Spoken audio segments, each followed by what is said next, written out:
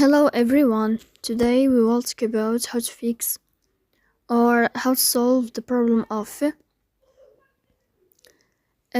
privacy on the application of Telegram. You will go to settings.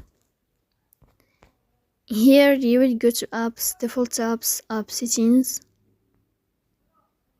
Then you will search about the application of Telegram and you will click. Here in this page of app info, you will go to first stop and you will click OK. Here you will enter to the window of storage. Then we click on clear cache. Here we go to Play Store. You will search about the application of Telegram.